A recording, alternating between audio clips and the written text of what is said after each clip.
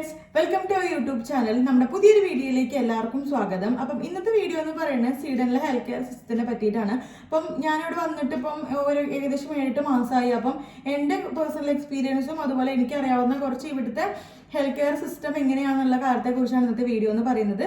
അപ്പം നമുക്ക് വേഗം തന്നെ വീഡിയോയിലേക്ക് പോവാം. അപ്പോൾ സ്വീഡനിൽ നമ്മൾ എന്ത് ഹെൽത്ത് കെയർ അസിസ്റ്റൻസിനും നമ്മൾ കോൾ ചെയ്യുന്നത് പറയുന്നത് 1177 എന്നുള്ള കോൺടാക്ട് നമ്പറിലാണ്. ഇത് സ്വീഡനിലെ ഹെൽത്ത് കെയർ പ്രൊവൈഡേഴ്സിൻ്റെ നമ്പറാണ്, കോമൺ നമ്പറാണ് കേട്ടോ. അപ്പം ഇതൊരു ടോൾ ഫ്രീ നമ്പർ എന്ന് പറയാൻ പറ്റില്ല, ചാർജസ് ഈടാക്കും. അപ്പം നമ്മൾ ഇതിൽ വിളിച്ചു കഴിഞ്ഞാൽ നമുക്ക് ഡിഫറെൻ്റ് ആയിട്ടുള്ള സെക്ഷനിലേക്ക്, നമുക്ക് ഏത് സെക്ഷനാണ് വേണ്ടത് ആ ഒരു സെക്ഷനിലേക്ക് നമ്മളെ കണക്ട് ചെയ്ത് തരും. നമ്മളോട് സംസാരിക്കുന്നത് ഒരിക്കലും ഡോക്ടേഴ്സ് ആയിരിക്കില്ല, നഴ്സസ് ആയിരിക്കും. അപ്പം പ്രഗ്നൻ്റ് ആയിരിക്കുന്ന കാര്യമാണെങ്കിൽ അവർക്ക് മിഡ്വൈസ് ആയിരിക്കും അവരോട് ഇനീഷ്യലി ഉള്ള കാര്യങ്ങളൊക്കെ കമ്മ്യൂണിക്കേറ്റ് ചെയ്യുന്നുണ്ടായിരിക്കും കേട്ടോ. അപ്പം ഇത് കണക്ട് ചെയ്ത് കിട്ടാൻ ഒരുപാട് സമയമെടുക്കും. കാരണം നമുക്ക് കുറേ നേരം വെയിറ്റ് ചെയ്യേണ്ടി വരും. ഇവിടെ എല്ലാം തന്നെ ക്യൂ സിസ്റ്റം ആണെന്ന് ഞാൻ പറഞ്ഞിട്ടുണ്ടല്ലോ. അപ്പം ക്യൂ എങ്ങനെയാണോ ചിലപ്പോൾ നമ്മളിങ്ങനെ അവർ പറയും നമ്മളടുത്ത് you are in the queue of 35-25 അങ്ങനെ നമ്മൾ ചിലപ്പോൾ ഹാഫ് ആൻ അവർ അല്ലെങ്കിൽ ഒരു 35 മിനിറ്റ്സ് ഒക്കെ നമ്മൾ വെയിറ്റ് ചെയ്താലാണ് നമുക്ക് കണക്ട് ആവുള്ളൂ നഴ്സസുമായിട്ട്. അപ്പം ഇതിൽ തന്നെ നമുക്ക് ഈ 117 നമുക്ക് കോൾ ചെയ്യാനുള്ള ഓപ്ഷൻ ഉണ്ട്, ആസ് വെൽ ആസ് നമുക്ക് ഇതിനകത്ത് ചാറ്റ് ചെയ്യാനുള്ള ഓപ്ഷൻ ഉണ്ട്. പക്ഷെ അൺഫോർച്ചുനേറ്റ്ലി ഇതിനകത്ത് ഇംഗ്ലീഷിൽ ചാറ്റ് ചെയ്യാം, ബട്ട് അവർ റിപ്ലൈ ചെയ്യുന്നത് സ്വീഡിഷിലായിരിക്കും. അപ്പം നമ്മളത് കൺവേർട്ട് ചെയ്യണം ഇംഗ്ലീഷിലേക്ക്, എന്നിട്ട് പിന്നെയും ചാറ്റ് ചെയ്യണം. അപ്പോൾ അതിനേക്കാൾ നല്ലത് കോൾ ചെയ്തിട്ട് നമുക്ക് പെട്ടെന്ന് ഒരു സൊല്യൂഷൻ കണ്ടുപിടിക്കുന്നതാണ് കേട്ടോ. ഇനി ഇതല്ലാതെ നമുക്ക് വേറൊരു നമുക്ക് എന്തെങ്കിലും അസുഖം വന്നു നമുക്ക് പെട്ടെന്നൊന്ന് കാണിക്കണമെന്നുണ്ടെങ്കിൽ നമുക്ക് നിയറസ്റ്റ് ഉള്ള ക്യാപ്പിയോ ഉണ്ടാവും, ക്യാപ്പിയോ വാർഡ് സെൻറ്റർ എന്ന് പറയും. അപ്പം അവിടെ നമ്മൾ ഡയറക്റ്റ് പോയി കഴിഞ്ഞാൽ അവർ പറയും. അപ്പോഴും നമുക്ക് ഡോക്ടറെ കാണിക്കാൻ പറ്റില്ല, നമ്മളവിടെ നേഴ്സ് വരും, നേഴ്സ് നമ്മളെ കാണും, എന്നിട്ട് നമുക്ക് എന്താണോ അസുഖം എന്ന് ചോദിക്കും. അപ്പം ചോദിച്ചിട്ട് അവർ നമ്മളെ അസുഖം നോട്ട് ചെയ്തിട്ട് നമ്മളെ സിംറ്റംസ് ഒക്കെ പറഞ്ഞു കൊടുത്താൽ അവരകത്ത് പോയി ഡോക്ടേഴ്സിനോട് ചോദിച്ചിട്ട് അതിനുള്ള മെഡിസിൻ അവർ എഴുതി കൊണ്ടുവന്ന് തരികയാണ് ചെയ്യുക കേട്ടോ. അപ്പം നമ്മളവിടെ പോകുമ്പോഴും നമ്മുടെ പിൻ നമ്പറും കാര്യങ്ങളൊക്കെ പറയണം. അപ്പോൾ നമുക്ക് അങ്ങനെ ഒരു കേസിൽ നമുക്ക് ഇപ്പം ഒട്ടും നമുക്ക് വയ്യെങ്കിലാണ് മാത്രമാണ് നമ്മൾ അങ്ങോട്ടേക്ക് നമുക്ക് പോകാൻ പറ്റുള്ളൂ. നമുക്ക് തീരെ വയ്യാന്നുള്ള രീതിയിലൊക്കെ ആക്ട് ചെയ്താലൊക്കെയാണ് നമുക്ക് ക്യാപ്പിയോ സെൻ്ററിൽ നിന്ന് അങ്ങനെ എന്തെങ്കിലും മെഡിസിൻസ് കിട്ടുള്ളൂ കേട്ടോ. പിന്നെ വരുന്നത് ഇവിടെ എമർജൻസി മെഡിക്കൽ കെയർ എന്ന് പറഞ്ഞിട്ട് ഹാൽസ് എന്ന് പറഞ്ഞിട്ടുള്ള സെൻ്ററാണ്. അപ്പം ഇത് വീക്കെൻഡ്സിൽ 10 to 4 വീക്ക് ഡേയ്സിൽ ഈവനിങ് 5 PM to 10 PM വരെയാണ് കേട്ടോ. അപ്പം ഇതെന്താ വെച്ചാൽ എമർജൻസി സെൻറ്റേഴ്സ് ആണ്. ക്യാപ്പിയോ വാർഡ് സെൻ്റർ എന്ന് പറഞ്ഞെങ്കിൽ നമ്മൾ വീക്ക് ഡേയ്സിൽ മാത്രമേ ഉള്ളൂ, രാവിലെ 10 മണി മുതൽ 4 മണി വരെ മാത്രമേ ഉള്ളൂ. പക്ഷേ ഈ നെഹാൽസ് എന്ന് പറയുന്നത് എല്ലാ ദിവസവും ഉണ്ട്. അതിനകത്ത് നമ്മൾ ഡെയിലി ബേസിസിലാകുമ്പോൾ നമുക്ക് ഈവനിങ് 5 മണി മുതൽ 10 മണി വരെയും, വീക്കെൻഡ്സിലാകുമ്പം അത് രാവിലെ 10 മണി മുതൽ 4 മണി വരെയാണ് നെഹാൽസ് ഉള്ളത്. അപ്പം ഇവിടെയും ഇവർ പറയുന്നത് ബുക്ക് ചെയ്തിട്ട് പോകണം എന്നാണ് പറയുന്നത്. ബുക്ക് ചെയ്യണമെങ്കിൽ നമുക്ക് ഒന്നെങ്കിൽ ഫ്രയ നമ്മളുടെ ആപ്പ് ഇവിടുന്ന് സ്കാറ്റർ വർക്കറിന് എനാബിൾ ചെയ്യണം, ഇല്ലെങ്കിൽ നമ്മളുടെ ബാങ്ക് ഐഡി വെച്ചാണ് നമ്മൾ ബുക്ക് ചെയ്യുക കേട്ടോ. ഇനി ഇൻ കേസ് നമുക്ക് ബുക്ക് ചെയ്തില്ല, ഇത് ആക്ച്വലി ഒരു എമർജൻസി മെഡിക്കൽ സെൻ്ററാണ്. നമുക്ക് എനി ടൈം പെട്ടെന്ന് എന്തെങ്കിലും വയ്യാന്നൊക്കെ ഉണ്ടെങ്കിൽ നമുക്ക് അവിടെ പോയി കാണിക്കാം.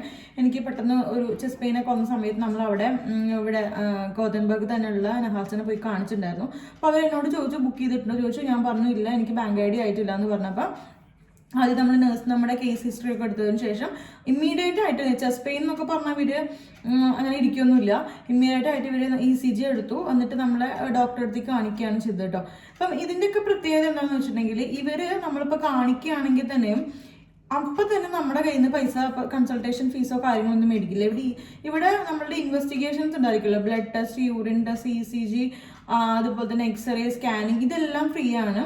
എക്സെപ്റ്റ് നമ്മുടെ ഡോക്ടറുടെ കൺസൾട്ടേഷൻ ഫീസ് ഒഴികെ ബാക്കിയെല്ലാം ഫ്രീ ആണ്. അപ്പം കൺസൾട്ടേഷൻ ഫീസ് എന്ന് പറയുമ്പം ഓരോ ലൊക്കേഷൻ അനുസരിച്ചാണ് ഇരിക്കുക. 200 ക്രോൺസ് 300 ക്രോൺസ് അങ്ങനെയാണ് ഇരിക്കുക കേട്ടോ.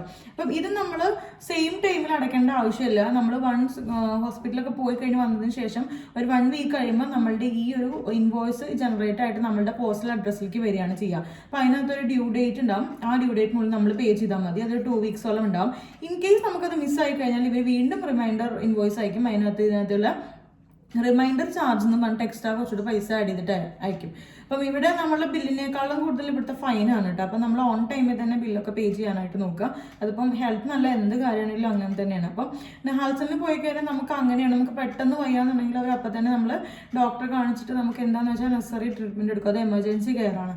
ഹസനിൽ പോയി അല്ലെങ്കിൽ കാപ്പിയോ വാർഡ് സെൻറ്ററിൽ പോയി നമ്മൾ ഡോക്ടറെ കാണിച്ചു, നമുക്ക് ഡോക്ടർ മെഡിസിൻസ് ഒക്കെ പ്രിസ്ക്രൈബ് ചെയ്തിട്ടുണ്ടെങ്കിൽ നമ്മുടെ നാട്ടിലെ പോലെ അവർ നമുക്ക് എഴുതിയിട്ട് തരികയല്ല കേട്ടോ ചെയ്യുന്നത്. എന്നിട്ട് നമ്മുടെ നാട്ടിലാകുമ്പോൾ നമ്മൾ എന്ത് ചെയ്യും, ഡയറക്റ്റ് മെഡിക്കൽ സ്റ്റോറിൽ പോയിട്ട് മെഡിസിൻ വാങ്ങിക്കുകയാണ് ചെയ്യുക. ഇവിടെ അങ്ങനെയല്ല.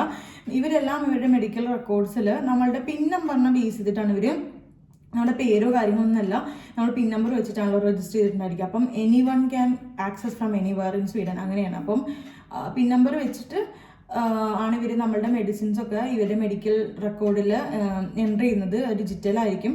എന്നിട്ട് നമ്മൾ നമ്മുടെ പിൻ നമ്പർ കൊണ്ടുപോയിട്ട്, അല്ലെങ്കിൽ നമ്മുടെ പിൻ നമ്പർ നമ്മൾ ഓർത്ത് വെച്ചിട്ട് നമ്മൾ നിയറസ്റ്റ് ഉള്ള അപ്പോടെക്കറ്റ്, ഇവിടുത്തെ മെഡിക്കൽ സ്റ്റോറിന് പറയുന്ന പേരാണ് അപ്പോടെക്കറ്റിൽ പോയി നമ്മളെ പിൻ നമ്പർ കൊടുത്തിട്ട് പറഞ്ഞു കൊടുത്താൽ അല്ലെങ്കിൽ കാണിച്ചു കൊടുത്താൽ അവിടെ അവർക്ക് കാണാൻ പറ്റും നമ്മൾക്ക് ഏതൊക്കെ ഡോക്ടേഴ്സ് എന്തൊക്കെ മെഡിസിൻസ് പ്രിസ്ക്രൈബ് ചെയ്തിട്ടുള്ളത്. അപ്പോൾ അതിനെ ബേസ് ചെയ്തിട്ട് അവർ നമുക്ക് മെഡിസിൻസ് തരികയാണ് കേട്ടോ ചെയ്യാം. അപ്പം അത് ഒരു വലിയൊരു നല്ല സിസ്റ്റമാണ്. നമ്മുടെ കയ്യിൽ നിന്ന് ഇൻ കേസ് ലിസ്റ്റ് മിസ്സായി പോയാലും ഒന്നും പ്രശ്നമില്ല. നമുക്ക് ഏത് അപ്പോടെക്കറ്റ് പോയിട്ട് നമുക്ക് മെഡിസിൻസ് അവെയിൽ ചെയ്യാനായിട്ട് പറ്റും. ഇനി ചില കേസിൽ, ചില വലിയ അപ്പോടെക്കറ്റ്സിൽ അവിടെ ഡോക്ടേഴ്സ് അവൈലബിൾ ആയിരിക്കും. ഇപ്പം നമ്മുടെ നാട്ടിൽ RMO എന്നൊക്കെ പറയില്ല, അങ്ങനെ ജസ്റ്റ് ഒരു എമർജൻസി കെയർ പോലെ ഒരു ഡോക്ടർ അവൈലബിൾ ആയിരിക്കും. ഇപ്പം ചെറിയ വല്ല ഫ്ലൂവോ അല്ലെങ്കിൽ കോൾഡ്, ചെറിയ എന്തെങ്കിലും അസുഖങ്ങളൊക്കെ, സ്കിന്നിന് എന്തെങ്കിലും പ്രശ്നങ്ങൾ അങ്ങനെയൊക്കെ നമുക്ക് വരികയാണെങ്കിൽ, നമുക്ക് എന്തെങ്കിലും വൈറൽ ഫീവർ അങ്ങനെയൊക്കെ വരികയാണെങ്കിൽ നമുക്ക് ഡയറക്റ്റ് അപ്പോടെക്കറ്റിൽ ഈ പറയുന്ന ഡോക്ടേഴ്സിനെ നമുക്ക് ഈ ഒരു ടൈമിൽ നമുക്ക് അവരുടെ വർക്കിംഗ് അവേഴ്സിൽ നമുക്ക് പോയിട്ട് നമുക്ക് അവർ മീറ്റ് ചെയ്യാം. നമ്മുടെ കാര്യം പറഞ്ഞാൽ അതിനനുസരിച്ചുള്ള മെഡിസിൻസ് അവർ നമുക്ക് പ്രൊവൈഡ് ചെയ്യും. അപ്പം അവിടെ ഒരു ഡോക്ടർ, അവരെനിക്ക് ഡോക്ടറാണെന്നുള്ള കാര്യം I am not sure, but എന്താണെങ്കിൽ നമ്മൾ നമ്മുടെ കാര്യം പറഞ്ഞു കൊടുത്തിട്ടുണ്ടെങ്കിൽ അവർ നമുക്ക് അതിനനുസരിച്ചുള്ള മെഡിസിൻസ് അവർ അപ്പോൾ തന്നെ അവിടുന്ന് പറ്റിയ മെഡിസിൻസ് അവർ നമുക്ക് സജസ്റ്റ് ചെയ്യും. നമുക്ക് അതിനനുസരിച്ചിട്ട് നമ്മളുടെ ബഡ്ജറ്റ് എല്ലാത്തിൻ്റെയും നമുക്കറിയാലോ പ്രൈസിൽ ഡിഫറൻസ് ഉണ്ടായിരിക്കും പല കമ്പനീസിന്. അപ്പോൾ നമുക്ക് അതിനനുസരിച്ച് നമുക്ക് പർച്ചേസ് ചെയ്യാനായിട്ട് പറ്റും. അപ്പം അങ്ങനെ ഒരു ഓപ്ഷൻ അപ്പോടെക്കറ്റിൽ ഉണ്ട് കേട്ടോ. ഇൻ കേസ് ഇനി നമുക്കിപ്പോൾ അങ്ങോട്ടേക്ക് പോകാനും ഹാസനിലേക്ക് പോകാനും ഒട്ടും വയ്യ എന്നുണ്ടെങ്കിൽ നമ്മൾ 112 എന്ന നമ്പറിലേക്ക് വിളിക്കുകയാണ് ചെയ്യുക. അത് നമുക്ക് ലൈഫ് ത്രെട്ടനിങ് കണ്ടീഷൻസ് ആണ് വരിക. അത് കൈൻഡ് ഓഫ് ആംബുലൻസ് ആണ്. അപ്പം ഒരു ആംബുലൻസ് വരും. ആംബുലൻസ് വന്നിട്ട് ഇവർ ഡിസൈഡ് ചെയ്യുന്ന നിയറസ്റ്റ് ഉള്ള നമ്മളുടെ കണ്ടീഷൻ നോക്കിയിട്ട് ആ നിയറസ്റ്റ് ഉള്ള ഹോസ്പിറ്റലിലേക്ക് ഇവർ കൊണ്ടുപോകാണ് ചെയ്യുക കേട്ടോ, എമർജൻസി ഉള്ളത്. അപ്പം അവിടെ കൊണ്ടുപോകും. അപ്പം എനിക്കത് എക്സ്പീരിയൻസ് ചെയ്തവർ പറഞ്ഞേക്കുന്നത് ആംബുലൻസ് ചാർജ് ഒരു 250 to 300 ക്രോൺസ് വരും. പിന്നെ നമ്മളുടെ ഒബ്സർവേഷൻ, നമ്മളവിടെ കാണിക്കുന്ന കൺസൾട്ടേഷൻ ഫീസും വരുന്നതാണ് പറഞ്ഞത്. അത് നമുക്ക് അത്രയും തീരെ വയ്യ എന്നുള്ളൊരു അവസ്ഥ, നമ്മളൊരു ലൈഫ് ത്രെട്ടനിങ് കണ്ടീഷനൊക്കെ വരുമ്പോഴാണ് അങ്ങനെ വരുന്നത്. ഇവിടെ ഇതൊരു കാര്യം എങ്ങനെയാണെന്ന് വെച്ചിട്ടുണ്ടെങ്കിൽ, നമ്മളിപ്പോൾ ഒരു പനിയായിട്ടോ അങ്ങനെയൊക്കെ ഡോക്ടേഴ്സിനെ വിളിച്ചാൽ ഇവർ അപ്പോയിൻമെൻറ്റ് തരുകയില്ല. ഇവർ നമ്മോട് ഇങ്ങനെ അഡ്വൈസ് ചെയ്യും, പാരസെറ്റമോൾ കഴിക്കുക, പാനഡോൾ കഴിക്കുക, അതുപോലെ ഐബ്രൂപ്രോഫിൻ കഴിക്കുക, അങ്ങനത്തെ ടാബ്ലറ്റ്സ് കഴിക്കുന്ന അഡ്വൈസ് ചെയ്യും. നമ്മുടെ നാട്ടിലെ പോലെ വയ്യേ പെട്ടെന്നൊരു വണ്ടി വിളിക്കാൻ പോവുക, ഡോക്ടറെ കാണിക്കാം, ആ പരിപാടി നമ്മുടെ നടക്കില്ല. ഇവിടെ നല്ല ടൈം എടുക്കും. എല്ലാം ക്യൂ സിസ്റ്റം പോലെയാണ്. ഞങ്ങളെപ്പോഴും പറയും, ഇവിടെ നമ്മൾ അവസാന നിമിഷത്തിലൊക്കെ ആയിരിക്കും നമ്മൾ ഡോക്ടേഴ്സിനെ കാണിക്കുക. അതുവരെ നമ്മളെ കെയർ ചെയ്യുന്നൊക്കെ നഴ്സസ് ആയിരിക്കും. അപ്പോൾ ഡോക്ടറിനെ കാണിക്കുക എന്നുള്ളത് എനിക്ക് തോന്നുന്നു എല്ലാ യൂറോപ്യൻ കൺട്രിയിലും UK യിലൊക്കെ ഇങ്ങനെ തന്നെ തോന്നുന്നു. ഒരു അപ്പോയിൻമെൻറ്റ് കിട്ടുക എന്ന് പറയുന്നത് കുറച്ച് പാടാണ്. കുറേ സമയം നമ്മൾ അസുഖമൊക്കെ മാറിയിട്ടായിരിക്കും ചിലപ്പോൾ നമുക്ക് അപ്പോയിൻമെൻറ്റ് കിട്ടുന്നുണ്ടായിരിക്കാം. അപ്പം ഇത്രയാണ് സ്വീഡൻ്റെ ഹെൽത്ത് കെയർ എന്ന് പറയുന്നത്. അപ്പോൾ ഇത്രയാണ് സ്വീഡൻ്റെ ഹെൽത്ത് കെയർ സെക്ടർ എന്ന് പറയുന്നത്. അപ്പം എനിക്ക് ഇഷ്ടപ്പെട്ടത് നമ്മുടെ നാട് തന്നെയാണ്. കാരണം നമ്മുടെ നാട്ടിൽ നമുക്ക് എന്തെങ്കിലും ഒരു പെട്ടെന്നൊരു ബുദ്ധിമുട്ടോ വയ്യാക്കി വന്നാൽ നമുക്ക് ഇപ്പോൾ ഒരു കൺഫ്യൂഷൻ വെച്ചിരിക്കേണ്ട, നമുക്ക് നേരെ നമ്മുടെ നിയറസ്റ്റുള്ള ഹോസ്പിറ്റലിൽ പോവാം. അല്ലെങ്കിൽ ആരാണോ കൺസൾട്ടേഷൻ നമുക്ക് അവൈലബിൾ ആയ ഡോക്ടേഴ്സ് അവരെ പോയി കാണിക്കാം. എല്ലാ ഇൻവെസ്റ്റിഗേഷൻസും 24/7 അവൈലബിൾ ആണ്. നമുക്ക് ടെൻഷൻ ഫ്രീ ആണ്. ബട്ട് സ്റ്റിൽ അത് പെയ്ഡാണ്. പക്ഷെ ഇവിടെ എങ്ങനെയാണെന്ന് വെച്ചാൽ നമുക്ക് വൺസ് നമുക്ക് ഇവരുടെ അടുത്ത് എത്തിക്കിട്ടി ഇവർക്ക് ഓക്കെ. ഇപ്പം ചെസ്റ്റ് പെയിൻ എന്നൊക്കെ ഞാൻ പറഞ്ഞില്ല, അതൊക്കെ ഇവർ ഭയങ്കര സിവിയർ ആയിട്ടാണ് കാണുന്നത്. അപ്പം ഇവർ വേഗം ഇമ്മീഡിയറ്റ് ECG എടുക്കുന്നു.